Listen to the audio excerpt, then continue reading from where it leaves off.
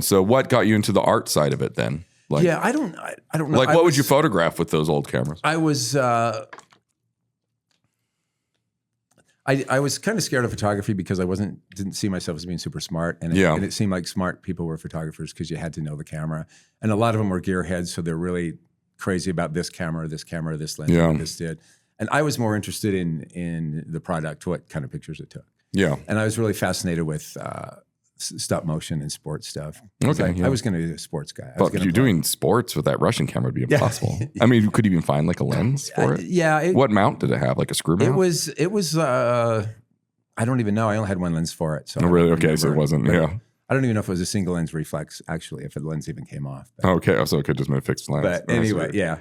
But it just. I mean, I was scared of that because it seemed like kind of a nerdy thing to carry around a camera, and I didn't understand. If people asked me about the camera, I didn't know much about it. But I took pictures mainly of my friends playing sports. Okay. And I love concerts, and so when I got my first camera, I it's a good excuse to have front row seats on a concert. Well, I mean, really, they didn't care at the Salt Palace. You could walk up front, and I shot. Did you have like any sort of credential or anything? Nothing. You just walked up with the camera with your Russian camera. Yeah. Wow. Well, no, I got a Fujica ST701.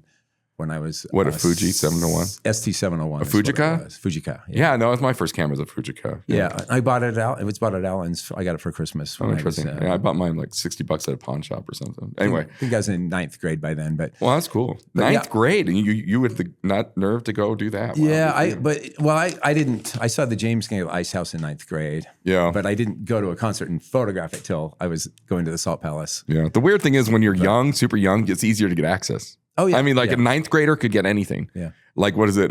There's like Richard Bronson got an interview with the Rolling Stones when he was like in 8th grade, and people are always asking him, "How did you do that?" It's like, honestly, I think it'd be harder to do that now than it would be when I was in the 8th grade. Probably, yeah. But anyway, so you good camera. I'd walk down the aisles, and I would I took pictures of everything from Jethro Tull to. Oh wow, because this was like classic.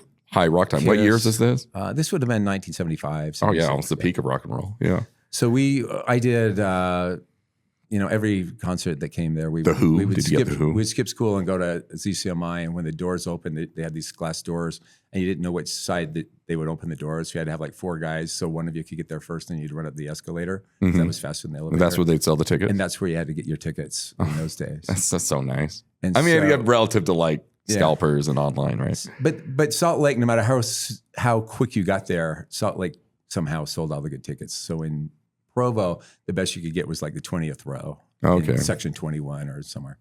Yeah, and back then tickets were probably reasonably priced. They weren't like $500 and stuff. I just leave my seat and walk down the aisle and shoot a couple rolls of film and then walk back. And so, to me, that's why I always tell.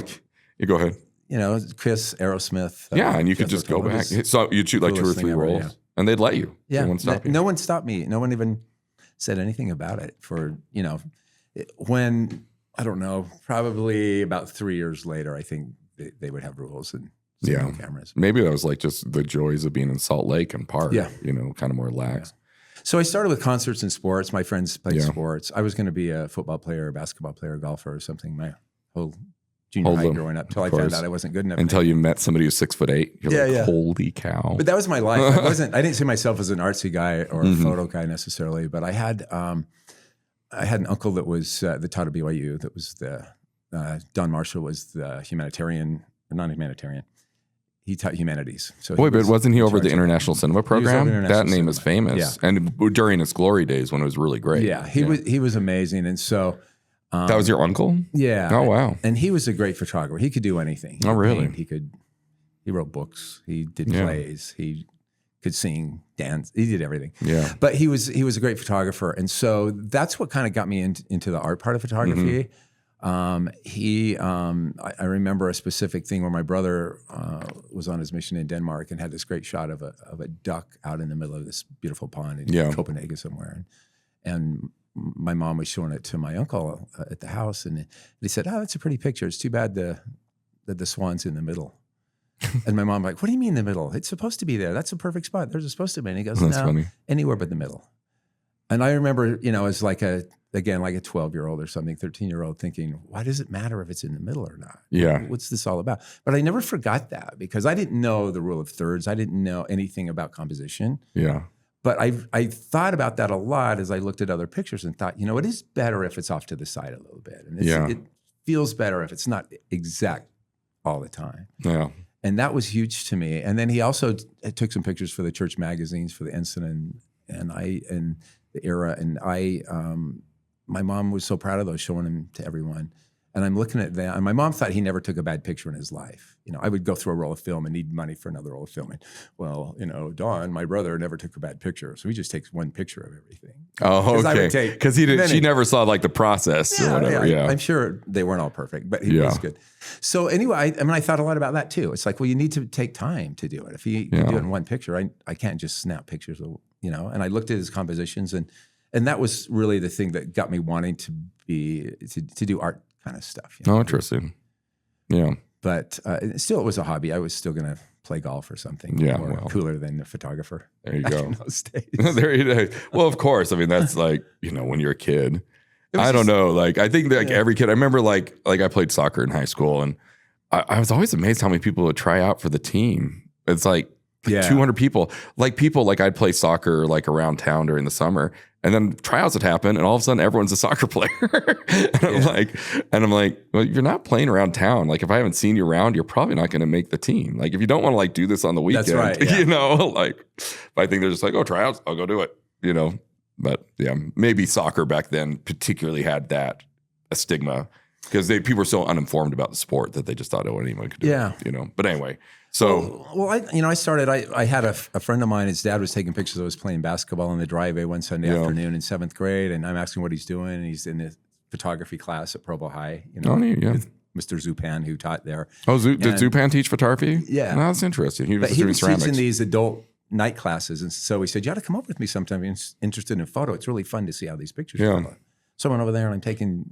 I'm watching these pictures come up of us playing basketball, and it just blew me away. It was like the coolest thing ever.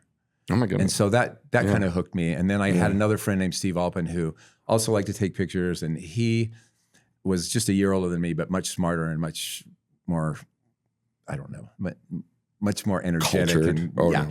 But anyway, so I take him over and he watches it and he was blown away. So this is so cool. And he said, how much does it cost to take this class? Where do you find a darkroom? How could we do this? And he's like, I think they sell those enlargers at Allen's Photo or somewhere, don't they? Can't we just go buy one and do our own in the basement? And I'm like, I don't know. And I had a paper route. I was delivered to Herald. So you had some money. So I made $20 a month. Yeah. But somehow Alpin lent me some money and we actually bought it at the BYU bookstore, this really cheap enlarger. Oh, they had them in the bookstore. Then we went to Allen's and the guy wrote down all the stuff, the same friend of mine that taught me about my camera. Yeah. You have to get Dectal, and then you have to do, the steps, stop bath, the and stop fixer bath and all this fixer, stuff. And we on our bikes, we're carrying out these big bags of. Well, you couldn't even drive yet. Yeah. And we set up a thing in the basement. So that was really one of the magical things too that got me interested in it. It was just seeing a picture develop, and I could put on my records and listen to Led Zeppelin or something and sit in the basement. I had my speakers into the little room and develop pictures. It was like the coolest thing in the world. No, that's such a great story. That's just endearing. But I didn't know what I was doing. Back then, I had no idea what I was doing. No idea. Well, still. But we figured it out. You figure out you could make prints and you did it, pretty much on your own.